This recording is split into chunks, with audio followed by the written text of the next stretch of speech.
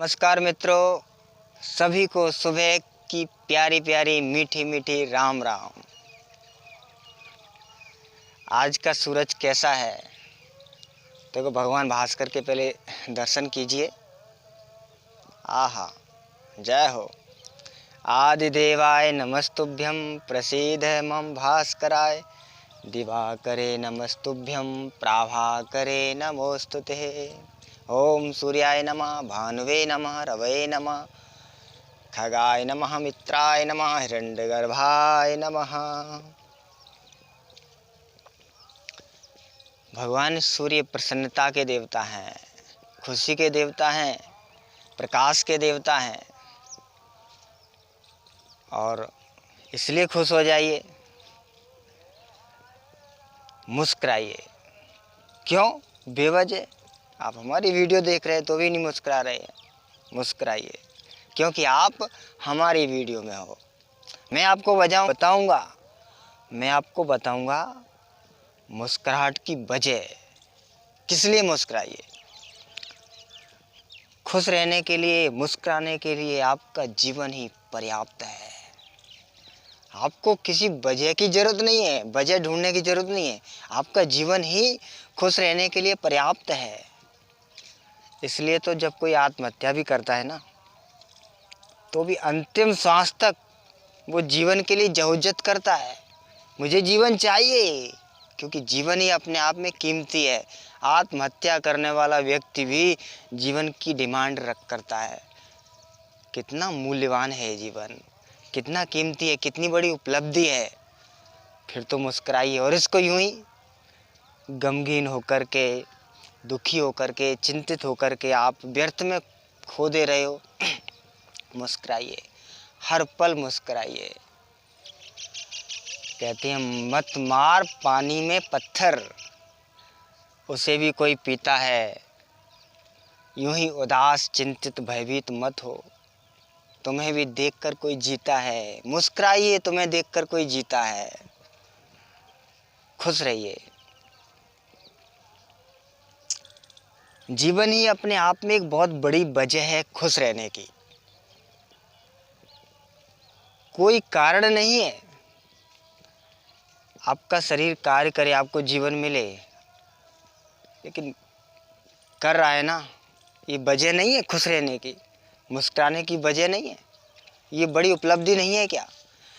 हमने अपने शरीर पर क्या काम किया? लीवर पर, किडनी पर, सांस पर, शरीर के हाथ पैर हैं, अंग प्रत्यंगों पर कोई विशेष ऐसा मेहनत नहीं की अंदर जाके कोई मशीन फिट कराए कि ये अपने आप बढ़िया काम करेंगे। कोई कार्य किया हमने? फिर भी ये काम कर रहे हैं ना, मुस्कुराइए। हमने अपने दिमाग पर कोई अंदर कोई कंप्यूटर ऐसा कुछ दिमाग कुछ फिट करके आए हैं कि ये काम करेगा, ये अच्छा है, ये सोचेगा, सही सोचेगा। फिर भी सोच रहा है ना, फिर भी सही निर्णय ले रहा है ना, तो मुस्कुराइए। कोई वजह नहीं है आज का दिन हमें देखने को मिले, फिर भी देखने को मिल रहा है ना। हमने कोई मेहनत की है नहीं, फिर भी आज ये सब उपलब्धियां मुझे मिल रही हैं ना, तो खुश रहिए ना। आज का सूरज कैसा है? बोलो सोने से भी महंगा है। क्योंकि खुश रहने के लिए अगर आप वजह ढूंढने जाओगे ना, और वजह तो मित्रों बहुत महंगी पड़ेगी, और उसके बावजूद भी आप खुश नहीं रह पाओगे। बेवजह मुस्कुराइए, क्योंकि जीवन ही अपने आप में एक मुस्कुराहट है, एक खुशी है।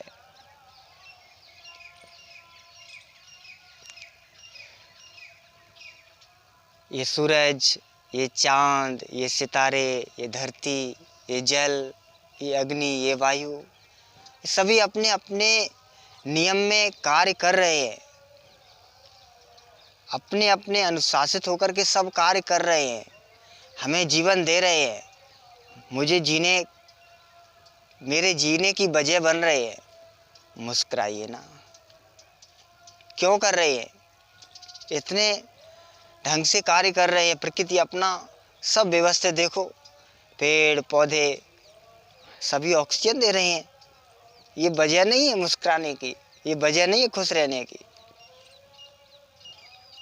खुला आसमान जिसे देख सकते, चांद सितारों भरी रात, उसको देख कर के मुस्कुराहट कम से कम एक अभिव्यक्त कर दीजिए प्रभु के लिए, एक धन्यवाद की एक अभिव्यक्त करिए कि प्रभु तेरा धन्यवाद, तेरा शुक्रगुजार है।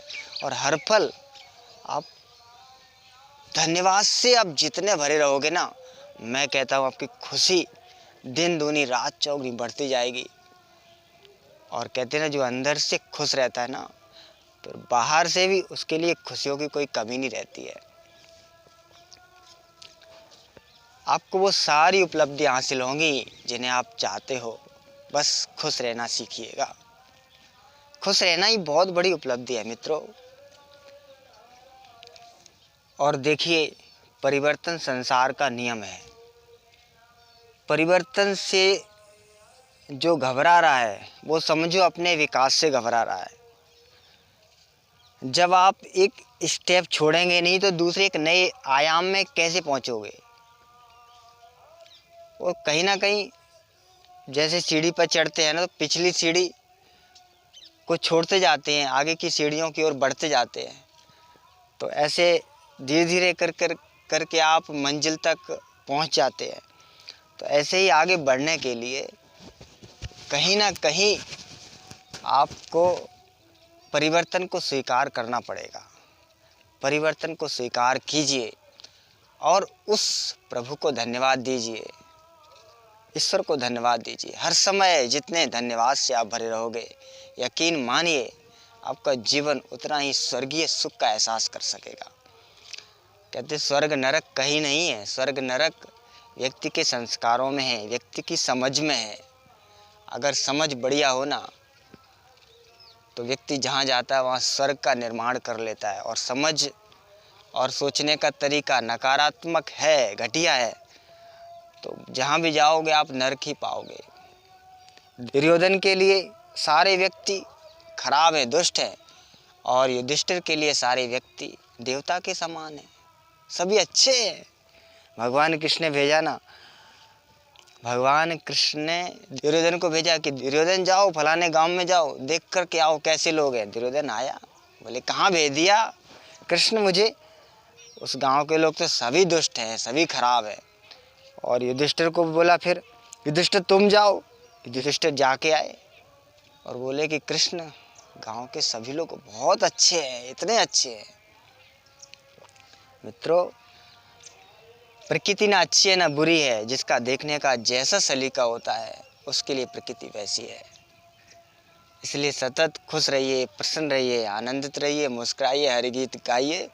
मिलते हैं अगले वीडियो में, तब तक के लिए बाय बाय, जय श्री राम।